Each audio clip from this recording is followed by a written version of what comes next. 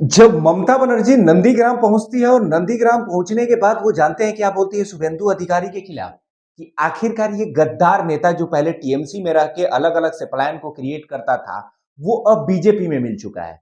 वो बार बार यही बोलती है कि हमने इसे विधायक बनाया और हमने इसे सांसद तक पहुंचाया और बड़े मंत्रालय पद में शामिल किए, लेकिन इसके बाद ये गद्दार आज के डेट में बीजेपी का सबसे बड़ा नेता बना हुआ है। ये ममता बनर्जी की तरफ से बयान है।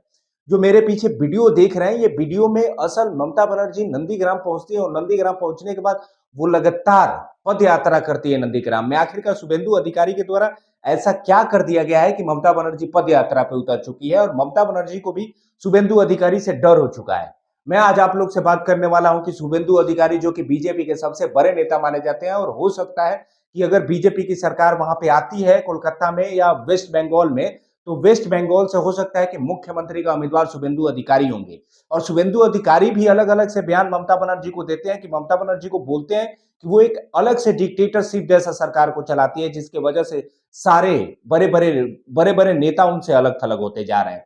टीएमसी की तरफ से बहुत सारे नेता जो कि बीजेपी में शामिल हुए हैं, और बीजेपी के बड़े नेता जो बंगाल चुनाव में हाजिर हो चुके हैं और बंगाल चुनाव को जीतने के लिए अपने कमर कस चुके हैं।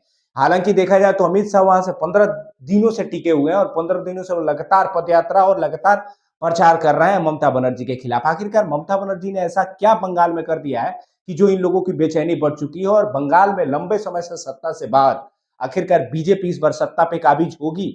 दोस्तों, मैं आप लोग से पूछना चाहता हूं कि बीजेपी अगर सत्ता में आती है तो वहां पे देखने की जरूरत है कि आखिरकार जो ममता बनर्जी के द्वारा किए गए कामों से कुछ अलग हटके काम करती है या ममता बनर्जी के किए गए काम को आगे बढ़ाती है। लेकिन कांटेदार मुकाबला है, टक्कर का मुकाबला। इस टक्कर के बीच जब ममता बनर्जी के द्वारा अलग अलग से बयान जारी किए जाते हैं, शुभेंदु अधिकारी को वहां से भगाने की कोशिश की जाती है, और शुभेंदु अधिकारी के घर में जाके जब ममता बनर्जी उन्हें गद्दार बोलती है तो उनके जन समर्थक और जन सैलाबों के द्वारा नारे लगाए जाते हैं, टीएमसी जिंदाबाद।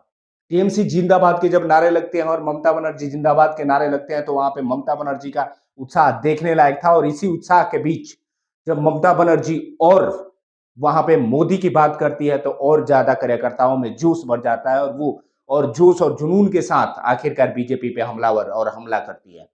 बहुत सारे ब्रांड नेता जो कि टीएमसी के सांसद, वो भी बीजेपी पे लगातार हमलावर है।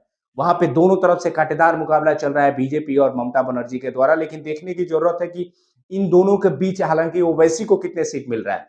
ओवैसी सारे सीटों पे चुनाव लड़ने की कोशिश कर रहा है। हालांकि 15 से 20 उन्होंने उम्मीदवार को उतार भी दिया है अपने क्षेत्र में, और हो सकता है कि जहां पे मुस्लिम कैंडिडेट और जहां पे मुस्लिम ज्यादा वोटर हो वहीं से तो ओवैसी चुनाव लड़े। लेकिन देखने की जरूरत है कि इस चुनाव में ओवैसी को कितना फायदा मिलता है और इस चुनाव में आखिरकार किस मोड़ तक ओवैसी वहां से चुनाव जीत पाते हैं। ये बिहार का चुनाव नहीं है। बिहार का अलग समीकरण था, बंगाल का अलग समीकरण है। बंगाल के समीकरण में बिहार बिल्कुल फिट नहीं बैठता। लेकिन ओवैसी वहां पे कितना कारगर साबित होते हैं, वो कारगर साबित होंगे या बीजेपी को फायदा पहुंचाएंगे, ये देखने की जरूरत है। लेकिन ममता बनर्जी जो कि बिल्कुल किसी पे हमलावर नहीं है, वो केवल बीजेपी को कोस रही है, और बीजेपी पे ही वो बिल्कुल हमलावर हो चुकी है। मैं आप लोग से पूछने की कोशिश कर रहा हूं कि आखिरकार ममता बनर्जी को ऐसा कौन सी बातें चुभी हुई जो इतने बीजेपी पे हमलावर है और बीजेपी को वहां से भगाने की कोशिश कर रही है। लेकिन बीजेपी वहां पे टिकी हुई है। सारे शीर्ष नेतृत्व के नेता बंगाल में चुनाव कैंपेन में लगे हुए हैं। सारे हर जगह के चुनाव को छोड़ के, जो कि तमिलनाडु में चुनाव चल रहा है, असम में चुनाव चल रहा है, इस बीच इसको छोड़ के केवल बंगाल कवर करने के लिए सारे बीजेपी के कद्दावर नेता बंगाल पहुंचे हुए हैं। लेकिन इस बार देखने की जरूरत है कि कांटेदार मुकाबले और टक्कर के मुकाबले में ममता बनर्जी को कितने सीट आते हैं।